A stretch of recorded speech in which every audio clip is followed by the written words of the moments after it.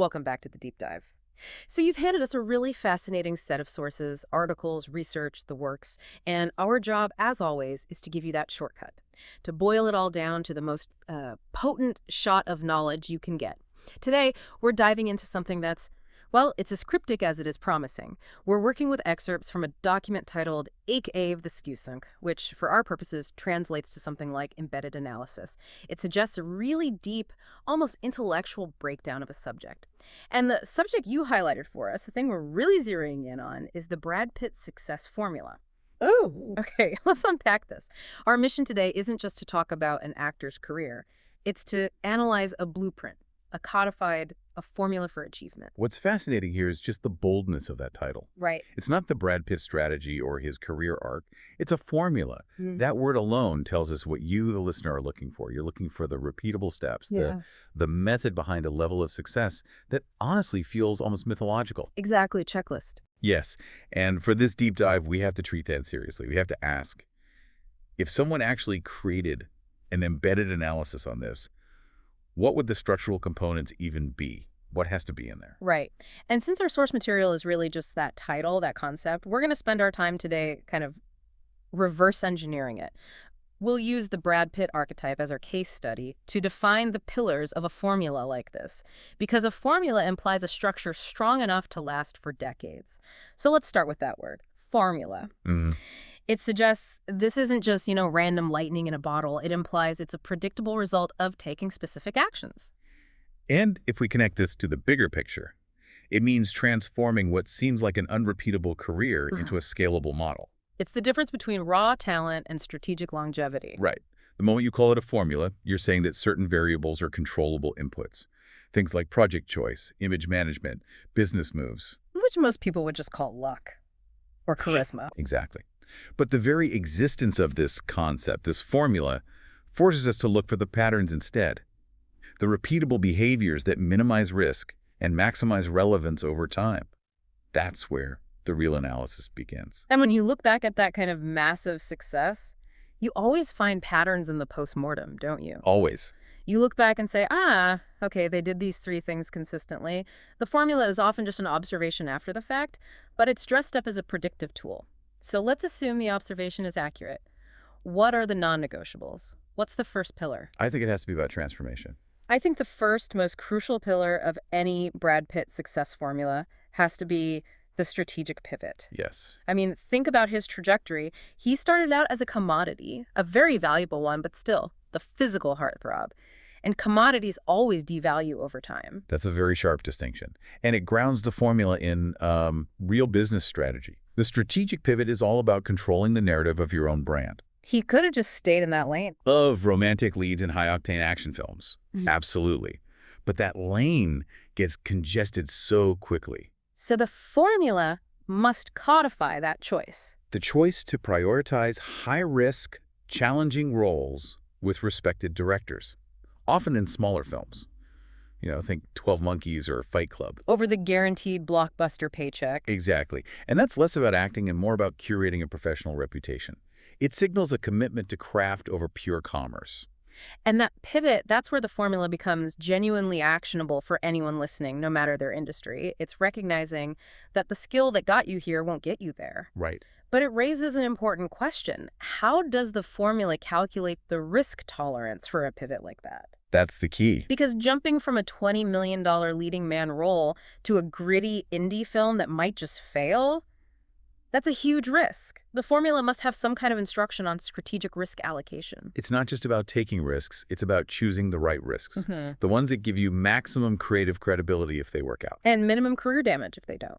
Which leads directly to the next pillar, doesn't it? The power of production. You can't sustain excellence for 40 years if you're just reacting to scripts people hand you.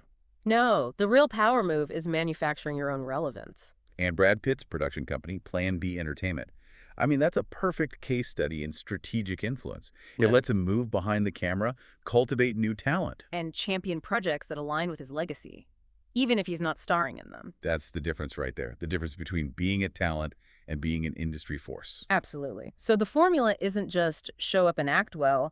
It's about securing the structural power you need to control the inputs. The quality of the directors, the scripts, the timing, all of it. So the formula dictates that sustained success requires active curation of the work environment. That's a great way to put it. If you're a high-level manager listening to this, your formula isn't about solving every problem yourself. It's about building the team and the culture that attracts the best work. That's the Plan B model, applied universally. You stop being a reactive employee. And become a proactive ecosystem builder. And this structural power, it introduces the third pillar. And this one might be the most subtle. It's about consistency versus scarcity. Oh. How do you stay one of the most famous people on the planet for 30 years without burning out your audience? Exactly. I mean, if we look at the data on media saturation, consistency is crucial, but overexposure is deadly. So the formula has to have strict guidelines on image management and media control. And this is where it gets complex, I think. Because he is consistent in the quality of his projects, but he's often scarce in his media presence. We don't see him on every talk show. He's not doing every ad campaign or constantly documenting his personal life. That scarcity maintains a necessary distance, a mystique. And that mystique is what feeds the whole celebrity industrial complex. The genius of the formula isn't doing 5 projects a year. It's doing 1, maybe 2, highly impactful selective projects every 18 months or so. That pacing, it's so deliberate. It's a strategic choice. It's designed to make sure that when he does appear, it feels like an event. Not just another piece of content. And that is the difference between running a sprint and running a marathon career. Which means the formula has to demand the discipline to say no. To 95% of opportunities. And most people who crave success really struggle with that. They equate every opportunity with forward momentum. But this formula seems to argue the opposite. It does. It argues that strategic inertia is as important as strategic action. Those quiet moments where he's producing or just stepping back from the spotlight, they serve to reset the demand curve for his involvement. That's a pretty sophisticated economic concept translated into a career management tool. It is. So what does this all mean? For you, the listener, analyzing a source that promises this powerful formula, I think we've established that the primary value isn't some secret handshake. It's a blueprint for strategic control. Control your narrative through pivots. Control your inputs through production. And control your demand through scarcity. Yeah. The formula provides this really appealing promise of a single coherent narrative where your effort leads to a specific outcome, as long as that effort is highly strategic. And that coherence, that's maybe the most valuable takeaway. When you encounter a defined success framework like this, it forces you to categorize your own professional life. Am I in reactive mode or am I strategically curating my path? Exactly. The formula becomes a diagnostic tool. If the steps are strategic pivot, active curation, and strategic scarcity, you can apply those lenses to your own industry. Where's the high-risk, high-credibility move I need to make? Am I building the support structure to control the quality of my output? And am I managing my bandwidth to maintain my own value? That's so relevant today. I mean, information overload pushes everyone toward constant visibility. And the Brad Pitt success formula implicitly advocates for quality over quantity.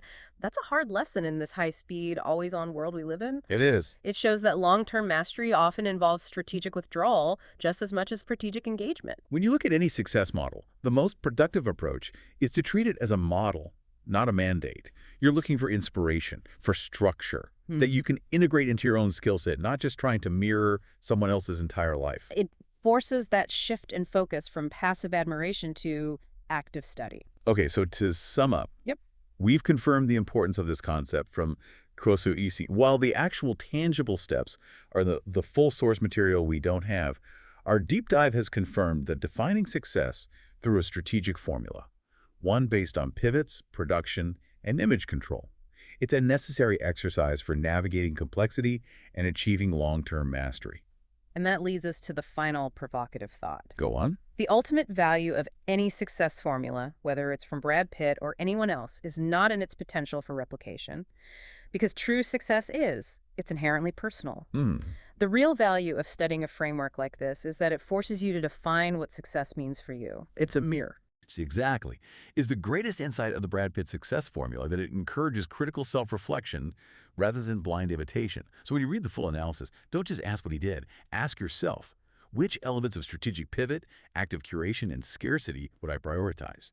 Which would I discard or adapt? What specific values, actions, and milestones would I include in my own specific success formula? Think about that. And let that guide your next professional moves.